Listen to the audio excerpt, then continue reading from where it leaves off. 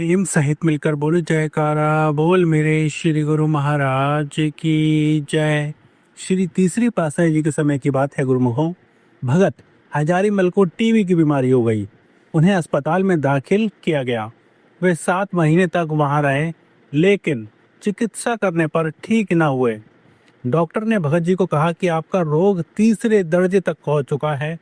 अब ये रोग कि किसी भी दशा में ठीक नहीं हो सकता, ये मैं गारंटी दे रहा हूँ। भगत जी के मन में ये विचार आया कि अब मैं ठीक तो होऊंगा नहीं और ना ही बचने की कोई उम्मीद है। क्यों ना मैं अपने जीवन के आखिरी दिन श्री गुरुदेव की सेवा में ही व्यतीत कर लूं। वे अस्पताल से सीधा लक्की आश्रम में पहुंचकर सेवा करने लगे। उन्होंने अपने मन में सोचा कि मरने से पहले एक बार श्री गुरु महाराज जी के पावन दर्शन हो जाते तो अच्छा होता। उस समय गुरु महाराज जी नसीराबाद में विराजमान थे।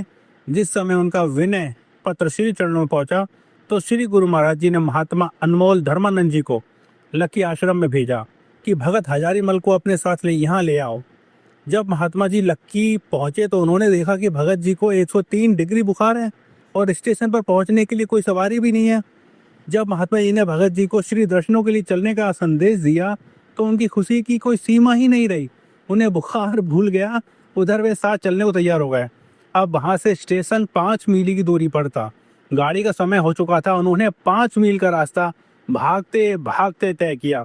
सब लोगों ने उन्हें जाने से मना किया, लेकिन उन्होंने एक भी ना मानी। स्टेशन पर पहुंचते ही बुखार उतर गया। सब लोग हैरान थे कि जो बुखार इतना इलाज करने पर भी ना उतर रहा था, वह उस दिन बिल्कुल उतर गया। कुछ समय बाद टीबी भी समाप्त हो गई और भगत जी निरोग हो गए। जिस डॉक्टर ने उनका इलाज किया था, वे जब भगत जी से मिले तो श्री गुरु महाराज जी की महिमा गाते हुए भगत जी ने कहा कि जहाँ डॉक्टर के दिमाग ने काम नहीं किया, वहाँ श्री गुरु महाराज जी की कृपा काम कर गई। बोलो जयकारा बोल मेरे श्री गुरु महाराज की जय। श्री परमहंस अवतार की जय।